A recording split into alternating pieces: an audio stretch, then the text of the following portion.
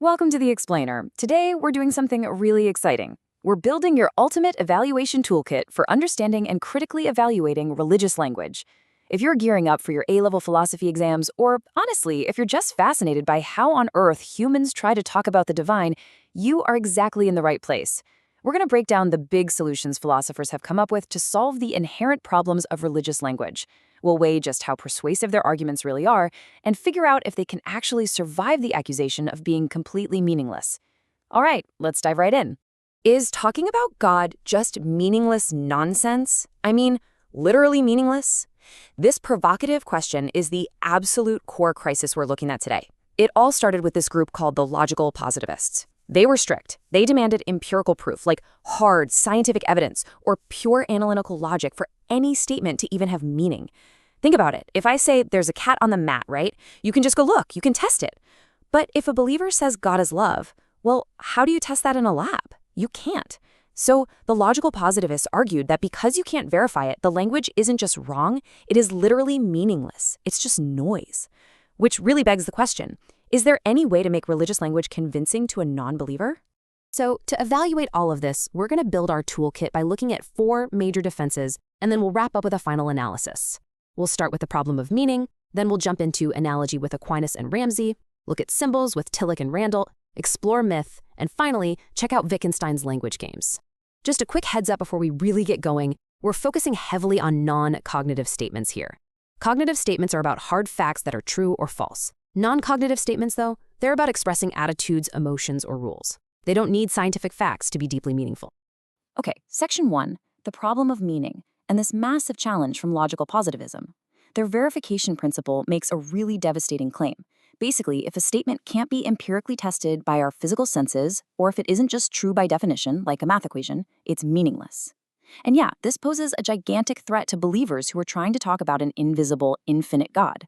So we really have to ask, how far should we accept logical positivism as the ultimate judge of what language actually means? Let's look at how religious philosophers hit back. Which brings us to Section 2, analogy, spearheaded by Aquinas and Ramsey. This is our first major rescue mission, basically arguing that, hey, we can talk about God meaningfully without taking every single word completely literally.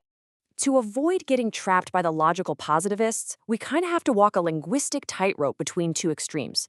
On one side, you have univocal language, meaning words mean the exact same thing for God as they do for humans. But that just shrinks God down to our level. On the other side, you have equivocal language, meaning the words mean something totally, completely different. But then, we don't understand anything at all. Analogy sits perfectly right in the middle. Thomas Aquinas argued we can use the analogy of attribution. So, because God is the cause of goodness, we can logically attribute goodness to him.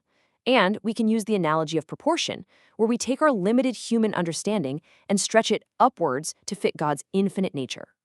Years later, Ian Ramsey brilliantly upgraded this whole concept with his theory of models and qualifiers. It's actually a really clever fix. A model is a word we already get from our own human experience, like the word loving. But because God isn't a human, we can't just stop there. We have to tack on a qualifier, like the word infinitely. So, infinitely loving. This is great because it anchors our ideas in actual reality, so we actually know what we're talking about, but it also totally respects that God is immensely, proportionally greater than us. But, we've got to be critical here. Does this term analogy actually solve the problem?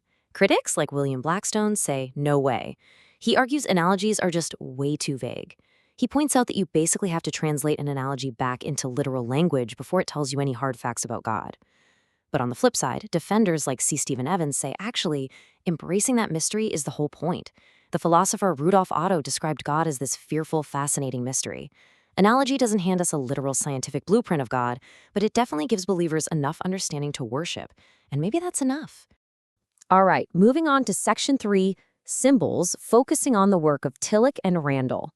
We are pulling out the second tool in our kit here, which is interpreting religious language as totally non-cognitive, meaning we are looking at emotion, community, and deep meaning, rather than objective, testable facts. Paul Tillich dropped this really famous idea. He said the symbolic language is completely unique. Think about it. An ordinary sign, like a stop sign on the street, just gives you basic information. But a symbol actually participates in the reality it points to. A great example is a national flag. It doesn't just, stand in for a country. People feel it actually participates in the power and the dignity of that nation. For Tillich, symbolic language is literally the only way we can express what he called our ultimate concern, which is basically his definition of God. Tillich basically saw symbols as living things. He laid out these 6 stages. They point beyond themselves, they open up totally new levels of reality, and they uncover hidden aspects of our own souls. Plus, they aren't just made up in a lab. They organically grow out of the collective unconscious. And, just like living things, they can grow and they can even die when society changes. Another scholar, J.H. Randall, looked at this and highlighted the incredible practical power of symbols. He noted how they arouse deep emotions, inspire people to act, and brilliantly unite communities through a shared experience. So we have to evaluate, does symbolic language have adequate meaning? It's a tricky balancing act. The strengths are absolutely undeniable, right? Symbols unite communities, they stir incredible emotion, and they let us talk about the infinite without reducing God to just a really powerful human. But the weaknesses are pretty glaring too. Symbols can be totally trivialized over time. I mean, think about how the Sabbath has lost its deep symbolic meaning for so many people today. Meanings change. Or worse, the symbol itself becomes the thing people worship, rather than the reality it's supposed to point to. And because Tillich's symbols aren't tied to objective facts, critics jump in and say, well, how do we ever verify if the symbol is actually giving us the truth? Let's turn to Section 4, Myth, where we look for meaning way beyond literal facts. This is our third major defense against the verification challenge. Now, when philosophers say myth, they absolutely do not mean a fairy tale or a lie. In the context of religious language, a myth is a really complex story that uses metaphors to communicate super profound truths about existence, ethics, and society. Think about the creation stories in Genesis. If you interpret them as myths, believers can pull out these massive, essential truths, like the idea that God is the source of life, or that humans have a duty to care for the earth. And they can do it without constantly clashing with modern science, like evolution or the Big Bang. The theologian Rudolf Bultmann took this idea and just ran with it. He argued that the original writers of the New Testament were simply expressing their beliefs using the mythological language of their specific time. His big point was that modern, science-minded people simply cannot be expected to literally believe in supernatural stuff like angels coming down from the sky. So, to save Christianity for the modern world, he said we have to demythologize the texts. We literally have to strip away all that outdated supernatural imagery to uncover the vital, personal, existential message hiding underneath. But when we evaluate myth as a solution, it creates a massive divide. On one hand, the strengths are great. Myths give us a beautiful, visual way to grasp really abstract ideas and pass down ethical values, all while letting faith and science coexist in the 21st century. But the weaknesses? Well, for traditional believers, they are severe. Meanings of myths naturally warp and change as cultures change. And more importantly, conservative Christians strongly argue that if you demythologize the Bible and say the resurrection was just a myth, you are literally destroying the foundation of Christianity.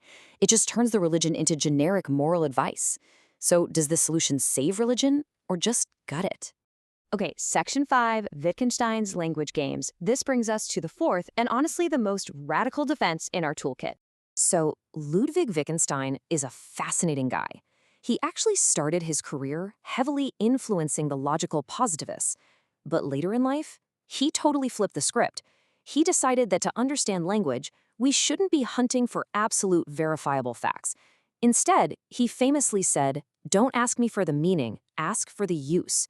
Basically, if you want to know what a word means, you have to look at how a specific community is actually using it in their day-to-day lives. And this led to his massive concept, the language game. He argued that every human activity, whether it's science or art or religion, is its own separate form of life. And each one is governed by its own internal rules. Religion is an exclusive context. You cannot judge the rules of faith using the rules of empirical science. To put it simply, it would be exactly like trying to use the rulebook from Monopoly to referee a game of rugby. It makes no sense. Philosopher D.Z. Phillips took this and said religion is totally autonomous. You literally have to be playing the game of faith to understand what the words mean. Now, this is a brilliantly effective defense because it completely shields religion from scientific and positivist attacks. It's internally coherent. It says religious statements are true simply because they fit the rules of the religious game. But is it a suitable resolution? Critics hit back hard. They argue this leads straight into irrationalism. If religion is a totally closed-off game, it completely stops any meaningful debate. Believers can't debate with non-believers, and different religions can't even debate each other. It basically traps believers on their own isolated linguistic island where no one else can reach them. All right, Section 6, Final Analysis and Evaluation. We've built the toolkit. Now it's time to weigh it all up and deliver our final verdict on these non-cognitive solutions. When we map it all out like this, the big picture becomes super clear.